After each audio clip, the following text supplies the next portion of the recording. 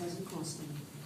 To start the National Kids Mentor Movement, we're going back across the street because you need a little bit of money so that when the children come and the adults come and we talk about how, and the training, that you can have a little something, some beverages and a little snack. It doesn't cost anything. And all we're asking of you, if you're going to be a mentor, is 1 hour of your time, 1 hour a week. 1 hour a week, 4 hours a month. We spend, the average American spends 17 hours watching television every week. 17 hours watching nonsense. I traveled recently with some corporate execs and friends of mine. I was stunned to know that they knew the housewife of every city and what. Well, I've never seen them. I've never seen them, but that's not to say that you can't watch. But you know every one of them, and their names and what their jobs is, while the village is on fire. While the village is on fire. And finally, I want to say, I don't know what we're doing in our houses of worship. We're raising money for pastors' 25th anniversary. Let's raise $20,000. And the choir is singing, and we're in there having a good time, being entertained. Really, entertained in our churches.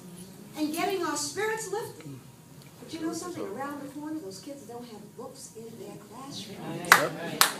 They don't have a meal to eat. Children are going to school hungry right here in this community on our watch. And I am saying, hell no. Hell no. This is not what I want to do. This is not what I want to do. And how old am I now? I'm getting ready to be 66 years old. Well, y'all can do the math. I was in Essence for 37 years. This is not what I want to do at this stage of my life. I want to put my feet up. I'm tired. I am really tired. From working hard and traveling every day. I just came back from the White House and meeting with Eric Holder and Michelle and Barack Sunday before last. Not a sit-down meeting, but a quick enough dialogue. And I had a meeting with her. They're doing fine, but isolated. Living in a bubble. And I realized that they're living in a bubble. So, you know, if you ask me about the president, what we have to do to make sure that that money flows. You know, when FDR was asked by A. Philip Randolph, who was the head of the Sleeping Car Portage Union, he went to see President Roosevelt and he said, President, this is what my community needs.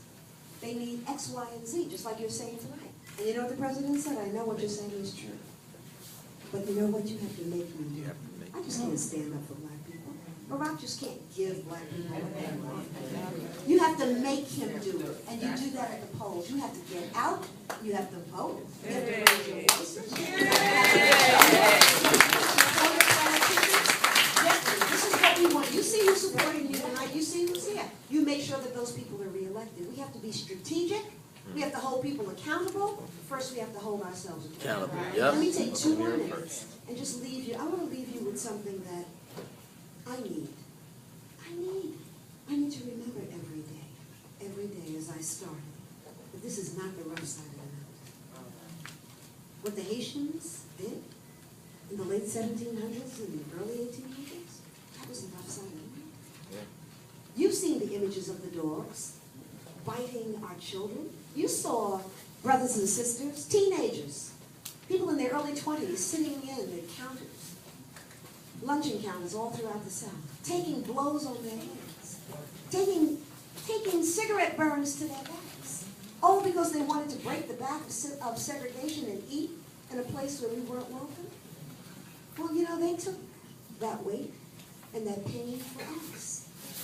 And now what we have to do, too, is learn how to support our people, learn how to support ourselves, and be strategic in ensuring the forward movement of our children. Because we are not doing it. We are absolutely, positively not doing it. So I hope that when information